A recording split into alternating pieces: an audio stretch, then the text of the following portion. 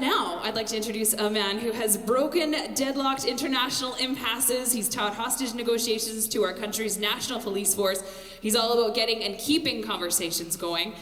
Vik Maraj, he's been speaking, teaching, facilitating, coaching, and leading game-changing conversations for over 13 years through his own company, Unstoppable Conversations. Vik's shifted governments, corporate boards, nonprofits, and teams of people, and he proves that communication really is everything. It makes all the difference in people's lives and transforms families, relationships, and communities, and today he's going to share with you his thoughts on freedom. So please, Bloom, let's welcome to the stage, Vik Maraj. Thank you. I got this. All right, hello. Hi. It's not television. What am I going to say? So freedom. So notice that nothing you know about freedom actually causes you to be free.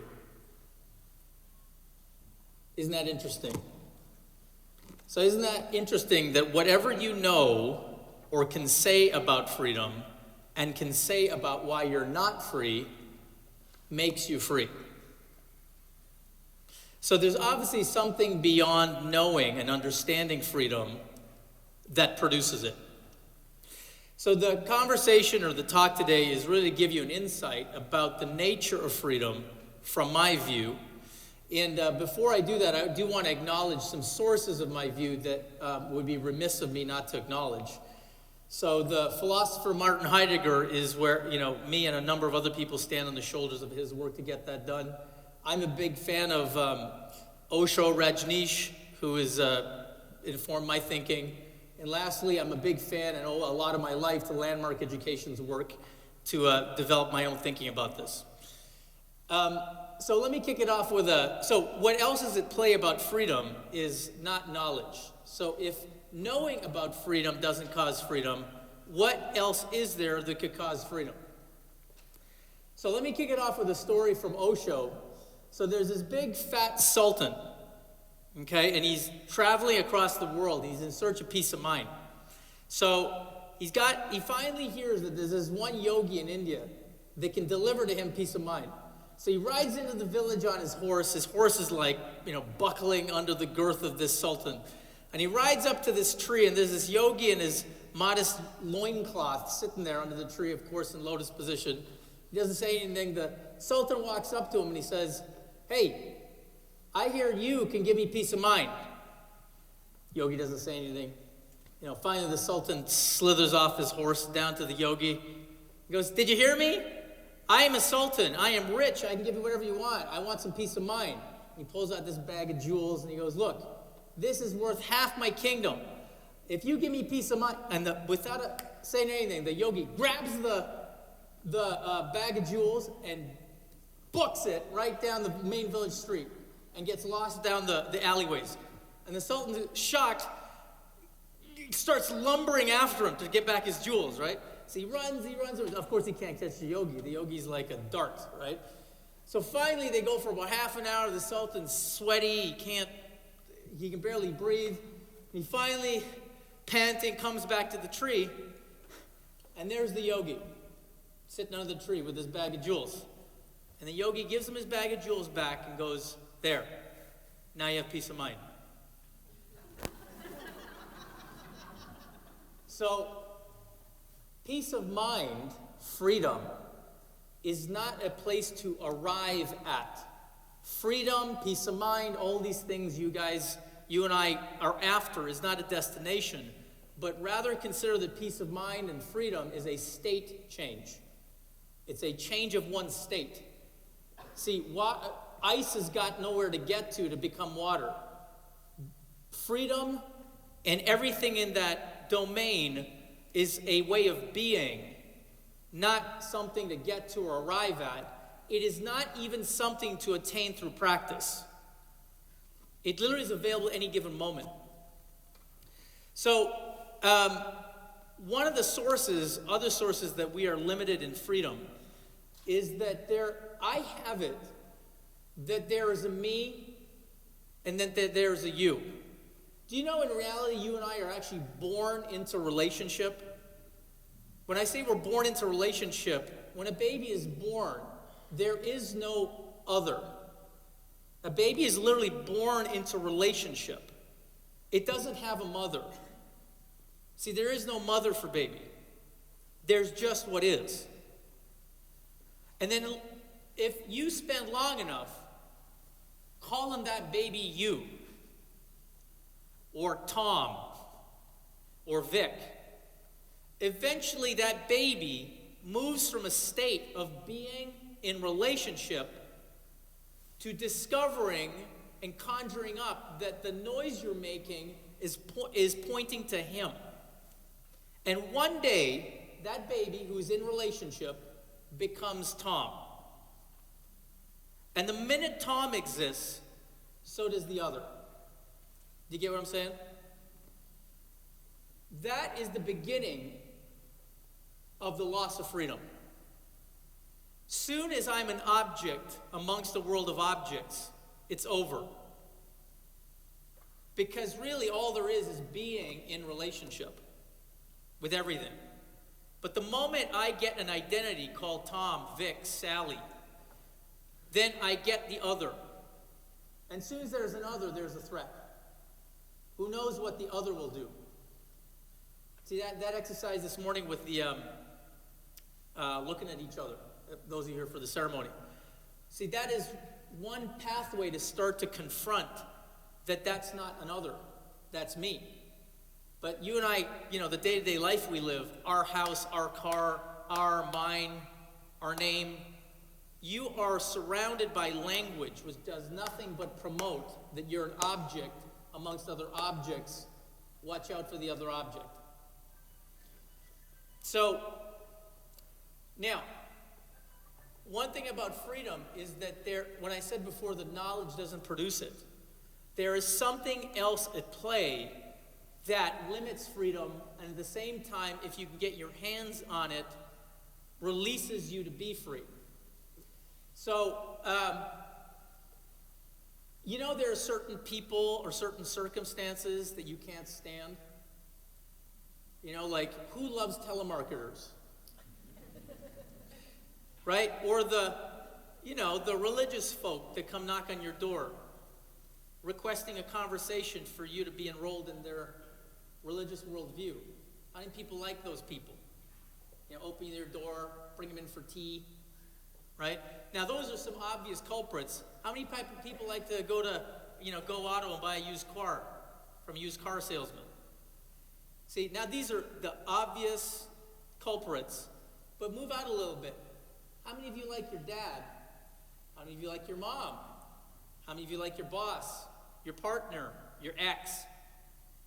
See, notice that there are areas you and I have very little freedom around when it comes to people. That's weird.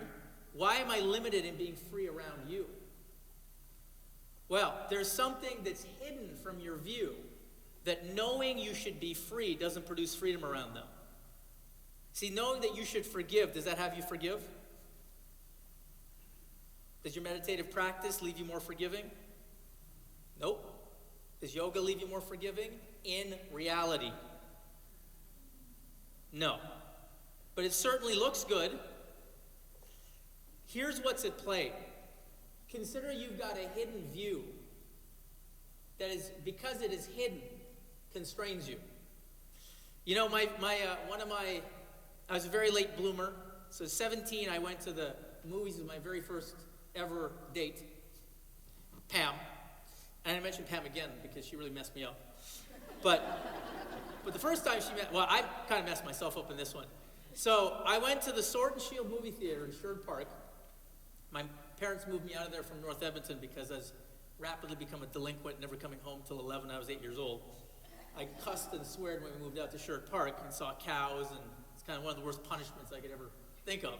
Anyway, years later, I'm at the Sword and Shield movie theater with Pam, and I have no clue what to do. And we're watching this movie called White Nights with Lionel Richie. You probably don't know who Lionel Richie is. Billy knows who Lionel Richie is. So Billy's in love. Billy's got a poster of Lionel Richie, actually, on his ceiling, actually. So, so we're watching White Nights, and then we got this bag of popcorn, and it's between us. And what I have is my notions of romance. I have no real practical experience in romance, but I have my notions of it. So she's sitting over here, and I'm sitting over here, and then, I'm sweating bullets. What's racing through my head is literally, when am I going to put my arm around her? Because I have to put my arm around her. That's what they did in Happy Days. So, so I'm thinking this, and I'm wearing this red Salisbury Sabres volleyball jacket, like a kind of a nylon thing. And that's the cool look for the date. And so the movie's, quarter over. Okay, I gotta do it now. It's half over. It's now. And so then I'm kind of maneuvering with the popcorn. Maybe my hand can touch her hand and get to the popcorn at the same time, kind of ease in. And then, she always goes to the popcorn the wrong time. And then we did it. Anyway, so I finally, it's like the movie's like 3/4 over, 90% over, 99% over, and the romantic music like, and I gotta do it now. So I whip my arm around and I smash her in the face. I elbow her in the nose, and then I just keep going. I'm like, oh no. So I elbow her in the nose, she goes, oh, and she crumples down, and I just keep my arm going right over there, like nothing's wrong. And then my nylon jacket goes around her, like kind of crumpled head, surrounds her head, and then so she's under my jacket, and she goes, what are you doing? So I don't say anything. I just keep it there. I wait for it all to the horror of it to end. So we don't say anything. The movie ends. We file out in terrible silence. And then we get in my dad's, I drove, so we get in my dad's brown Bel Air station wagon, which is, it's so old that it doesn't have two seats. It has one, like slate of a seat, right? And so she's over there in the front. I'm in the, and so it's a big car. So she is way over there, and they're kind of like hugging her passenger seat door. And then we drive in horrible silence all the way to her house. We don't say anything. She just gets out, right? And then, okay, so what's the point of that? The point of that is I never went on a date again. Okay? I never said yes or asked anybody out again. Now, why is that? Now, I got no... And not only that, all of a sudden before that, I had, a certain amount of freedom with people. Now I have very little freedom with women. Well, girls at that age. I have very little freedom with girls. So now, do you think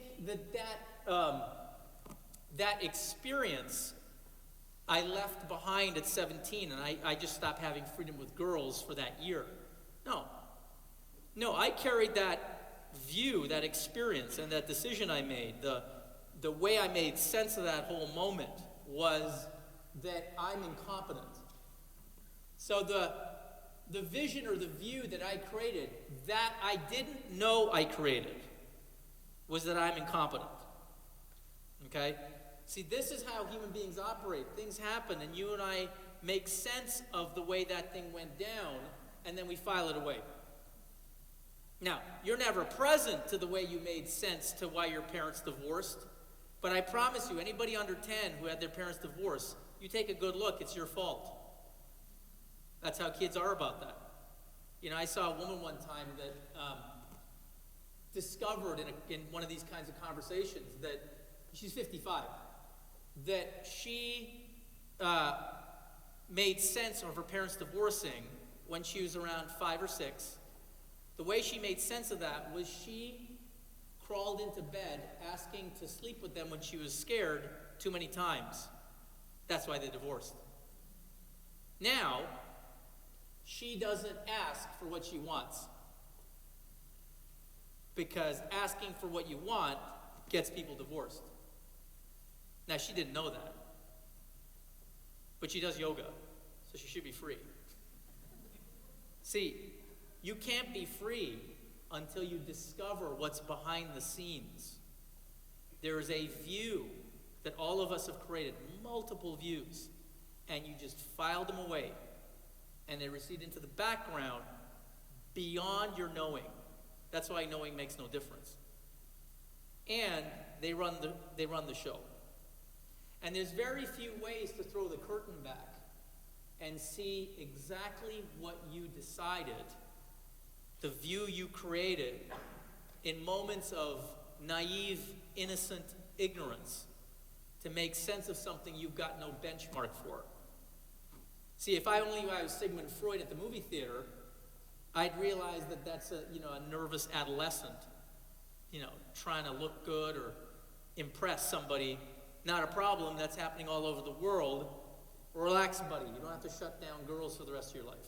But I'm not Sigmund Freud back then at 17. I'm Vik at 17 with the brain of a 17-year-old. And then I move into life as an adult, hoping that I can be free. So, my point is that knowing is bankrupt. Knowledge is bankrupt. Books are bankrupt. Google's bankrupt. You're not going to discover freedom because your discovery lies within, not reading about somebody else's discovery that they wrote a book about, which, by the way, they probably discovered something. That the reading of their discovery is not going to produce their discovery for you. It's just going to leave you with the product of their discovery. And you can keep on reading. But what you made sense of is not what they made sense of. You didn't live their life. When I was, one of the most profound limitations to my freedom, aside from giving Pam a bloody nose, was, I remember I was in grade 7, and the teacher who led our class had a real beef with the guys in the class. At least that's what I thought. I still would stand by that today. Who knows? But I would say she had a beef with the boys in the class, and particularly me. So I had this system in Haythorne Junior High where you'd come in, and if you're a good little student, you'd get what's called positive referrals. So positive referrals are these pink slips of paper. And then she would sign it, and she'd go, Billy was very positive, did good things. And then you'd take your little pink piece of paper, run it up to the office, and give it to them, and they'd go, oh, way to go, Billy. Well, I'm using Billy, I don't know why. But Joe. And then they'd make a little note of it, and then if you get enough positive referrals, you get a little treat of some kind, okay? And then there were negative referrals. So if you're a little jerk in class, you got a green piece of paper that she signed, and you run that sucker up to the office. And then they'd stuck that in the evil column. And then you'd get bad things, detentions and all that, right? And it took 2 positives to knock off 1 negative. So, I was her least favorite kid in that class. So I would come in grade 7, English class, and I was good at English, but she didn't like my attitude. So I would come in there, it'd take a minute, and she'd go, Vic, take your negative referral down to the... So one day, however, I walked into class. It didn't take more than 10 seconds. She looks at me and goes, just get out. Just get out. I didn't even want to take your crap today. Just get out. I'm like, fine. So I took my 3-ring binder, went out the door, and then sat on my binder in the hallway, pouting. Now, the commonly known school bully, Dennis, came by. I'm like 5'2", skinny brown kid. I eat vegetables.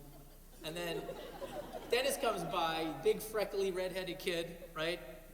White dude eats meat, right? So comes in, and he's like, hey, you little idiot. And he starts, yammer at me. And I do have an attitude. So I say to him words starting with the letter F. And then he goes, what? And then so he grabs me, right? Like a little rag doll. He grabs me, he goes, what'd you say? And I said, you heard me. And then he goes, what? And he puts his arm around me in a headlock. And he's way taller than me, right? So he literally almost got me dangling off the floor. And he goes, you take it back, you take it back. And of course, I'm a sucker for punishment, so all I can say is that word again to him, choke, right? He goes, I'm gonna kill you. And so we're scuffling, right? And it's a lot of noise because there's lockers and there's banging. And then so I know that likely she, the teacher, is gonna hear this.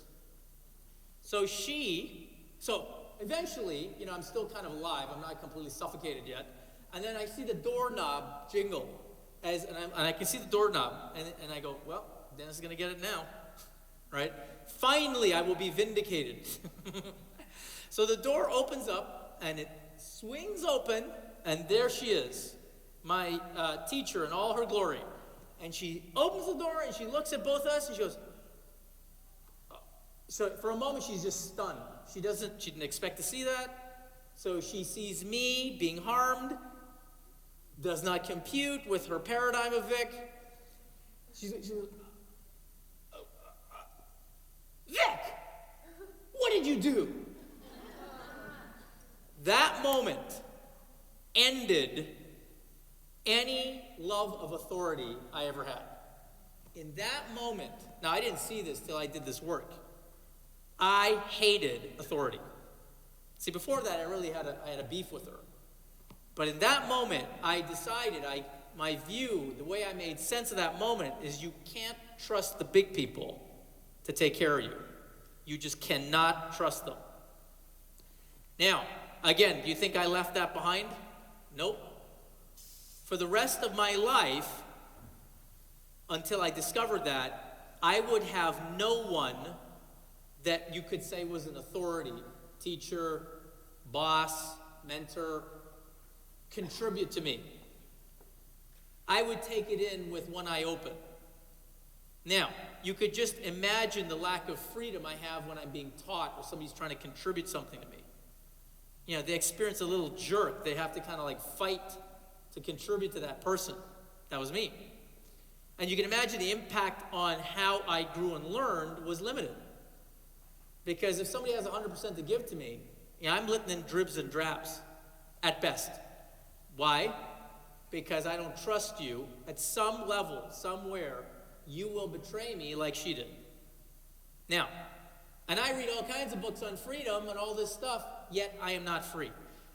Well, I'm not free because I can't see the hidden sense-making I made that's receded into the background that's running the show for me. So no amount of knowledge is going to penetrate that hidden view that I don't even know that I made that's in the back of the filing cabinet. So my point in freedom, the whole conversation in freedom is a function of not learning about how to be free, but by discovering and then removing what is limiting you as a view with people and circumstances. Certain circumstances, not just people, right? There's certain circumstances you're just not free around. Something about that circumstance has got you all constrained. It could be church.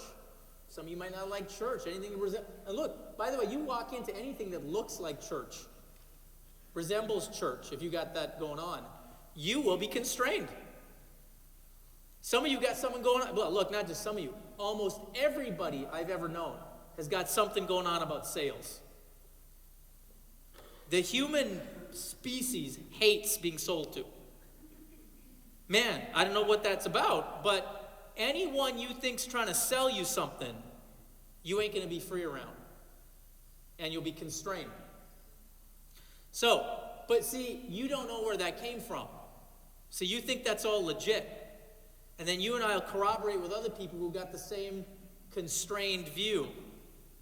And we think that more and more people that agree with our limited view of that thing makes our limitation real. It's not real. It's that we share the same hidden interpretation or view about that thing that's limiting all of us. So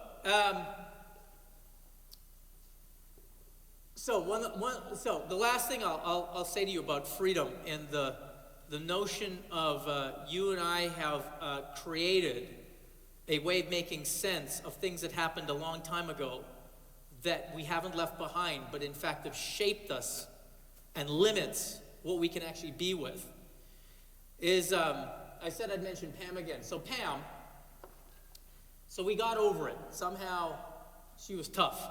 So she got, I didn't actually bust her nose, thank God. But, so she got over her smacked nose, and then we got another date. And then we were walking behind Zeller's on, May or June afternoon. And this time we're holding hands. So, I didn't even make it to first base. I didn't even make it into the parking lot. So, holding hands is like the pinnacle of my romantic career here. So I am ecstatic, particularly she got over the nose knocking thing. So we're walking down the sidewalk, and she's got my hand, and I'm ecstatic. She might as well be holding like a balloon floating. So we're walking down, and then her ex comes around the corner, Rick. And and Pam's pretty hot for 17 in Salisbury. She's like, I'd say top 3. Commonly the boys would say at lunch, rank them all. She was top 3. So she's the kind of girl that has to date college dudes. So Rick is 2 years older and he's in university, yet he's still coming around the corner with his Salisbury Sabres football jacket, right? Because he was the captain, and comes around, and then she's walking with skinny brown dude.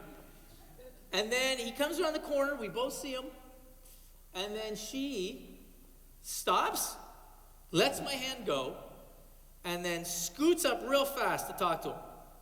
Okay? And in fact, scoots up so fast that she's out of earshot and I can't hear what they're saying. Well, in that moment, the way I made sense of that was that clearly I'm embarrassing for her and she would not want to be seen with me. The next day, I broke up with her, which ironically had my stock rise because geek breaks up with princess is not a common headline in Salisbury. So my stock rose, like, ooh, this guy's got some moxie. He breaks up with hot people. But at the time, I didn't know that. So now, in that moment, I really put one of the last nails in my coffin for girls. Okay, so it's not an accident that part of the sense I made, I would no longer make my heart available to girls/women. It's not an accident I got married at 35. So, if you wonder about the impact of what I'm saying to you, about the decisions and the views and the sense-making you've had, it is profound. You're living with the impact, whatever's not working for you, whatever you are limited or constrained by, is the impact of sense-making around interpretations you had of scenarios a long time ago. And you're living out inside the box of that decision. Now, the cool thing about it is when I discovered this, and why I pay homage to Landmark is when I did the Landmark Forum, I made one of these calls, and I made this call to my ex, Pam, 20 years later. So 20 years later, I found her number. I know, stalking.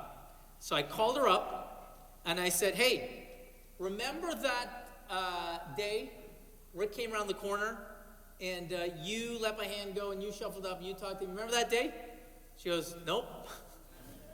They never do, right?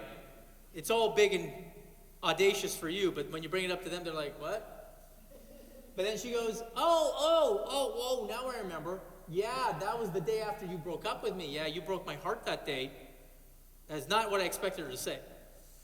And I was like, really? She goes, yep. And she goes, well, why are you asking? I said, well, you remember that day and you went, and she goes, yeah, I totally remember that day now. Yeah, oh, yeah, now I remember it. Yeah, when he came around the corner, he is such a jerk. He would have clobbered you. I went up there, and I said what I needed to say to him. And when I came back, you were gone. Where'd you go? Now, that is not at all the view I created from that. See, the minute I discovered that what she did was to protect me, not to take me out, I was free. That's what it takes to actually be free. To confront the way you got it figured out that you don't even know the way you got it figured out is limiting you, and there's another way that's an alternate view that if you saw it, you'd be free. Okay, I will complete the conversation, the talk. Where's Chelsea? Who's kicking me off? Who's got the cane or the hook? No one? Good, let's talk some questions. Any questions? Until I get kicked off? Yeah. So what do you do about it? How do you discover what you don't know is behind? What do you do about it? Okay, the question is, how do you discover what's behind that you can't see? Well, I'll tell you how you don't do it. Okay, first. How you don't do it is through introspection. And trust me, I grew up in an Indian tradition. You don't get a bigger fan of meditative yogic practice. But in this case, for this phenomena, you don't discover through introspection. Because what is doing the introspecting is the problem itself. The fox is in the hen house. And you're asking the fox to take care of the chickens. No. So it's got to be in a conversation. And it's got to be in a conversation with somebody who can start to hear, and continue to inquire with you. Why do you think that? Where did you come up with that? What's the basis where you created that fundamental view about them or women or men or salespeople? And in an inquiry where you are at the source of it, you're the one generating and moving through your own stuff, but in a dialogue, that methodology is potent. Now, you add that methodology to others in the same kind of inquiry with their stuff, you got gold. And the short answer to the question is, everybody has their practice, their avenue. For me, the Lamerick Forum was the hands down pathway. Yeah, I'm sure there's other practices, but they have really mastered a way of bringing this inquiry in a really accessible way to all kinds of people. Yeah. Yeah, any other questions? I don't see the hook yet. Yeah. I have two children, a 6-year-old boy, and I can see moments like the ones that you see in him. Now, how do you protect him from that? Like, what kind of dialogue can I have with him to save him that lifetime? Yeah. So the question is, I got a 6-year-old. I have a 7 and 9-year-old, so I get it.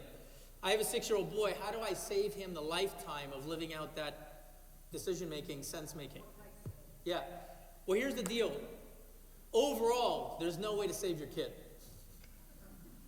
Well, I had the same thought, like, oh no, how have I messed my own kid up, right? You ain't gonna save your kid because it's the birthright of human beings to make stuff up and then pretend what they made up is real. There's no way your kid's gonna dodge that. But there are some things you can see with my 7-year-old or 9-year-old. We have conversations like, is that true? Is that real? When you're so one thing my kid used to have is he hated the word no. We'd say no, he'd get a little bit ballistic about the word no. Can I stay up later? No. Ah! Like, wow, that's some reaction for no. Well, we discovered together, the way he made sense of the word no is he didn't hear no. He heard never. Whoa, okay, I get it now. So you're hearing never when I say no. Okay, and when we discover that together, I say, is that true? Evan, is that true that you can never go to bed later? No. How do you know that's not true? Well, last week we had movie night and I stayed up later. Great. So can you get that I don't mean never? Yes. Will you go to bed? Yes. But see, that way of giving a little person space, working with them so they can uncover what they can't even see. See, it's not as adult, it's everyone. Every human being can't see their stuff. Yeah. Yeah. Good. Any other, is that the hook? You kick me off? Oh, okay. Good. Anyone, another question? Anything else? Yeah.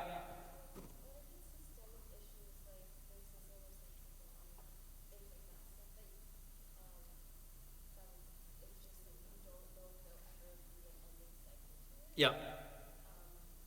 and stuff that's just like out of your control. Yep. And that potentially you can't reach the things that you want to do even if you try the hardest. Yep. Yeah. So the question is, what about systemic issues like the isms, racism, sexism? What about living in an environment where that's just the kind of the way it is in that environment, right? So here's the thing. One of the things that constrains people is to wish it were another way. Okay? So you and I are designed to wish it were another way. And instead of doing what would make a difference, you know how we say there are activists? You know, I'm a big fan of Greenpeace. I give to Greenpeace. But consider there are not, my contention is there aren't activists. There are reactivists. A reactivist is somebody who's fighting against. Now, if you just look, fighting against the system, the machine, the man, doesn't work. It's a very slow go.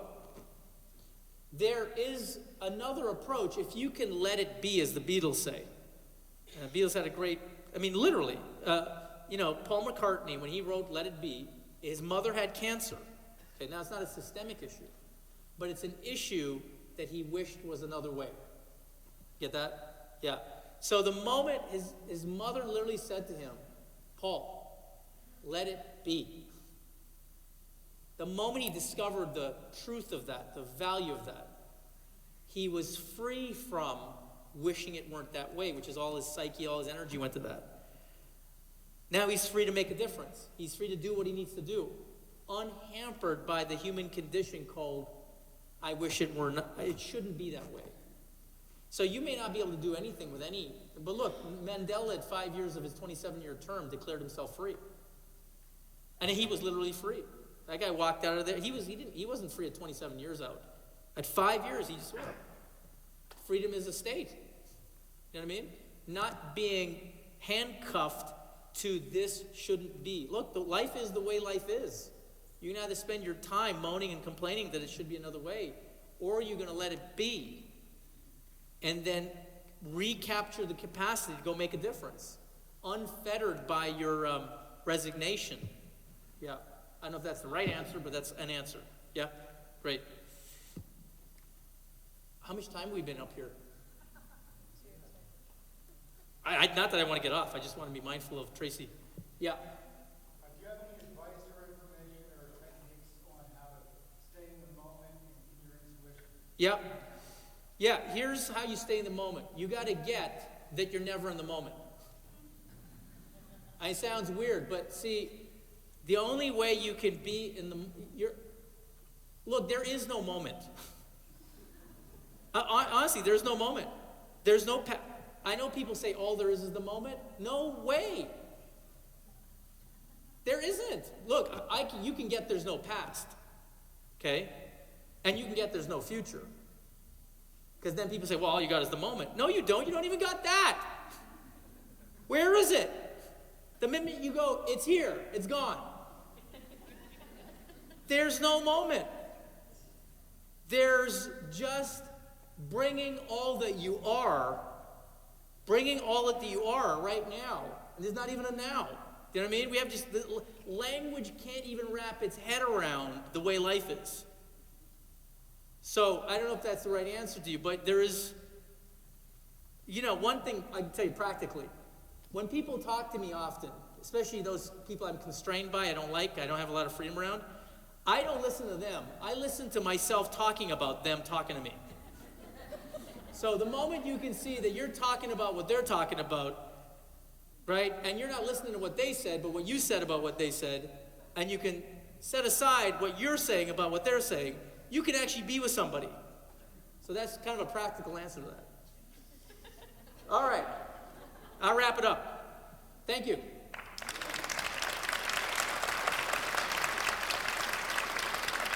I just wanted to share a few notes. Vik kicked my butt for an entire year, and you really showed me what showing up means for friends. And he was there for me during a time that was very difficult, and he gave me a lot of this anecdotal stuff and really just moved me and moved my life in a direction that helped me actually create this with my wife Myra. And so thank you. Thank you for coming, and thank you for sharing your wisdom. You're welcome, man. Yeah.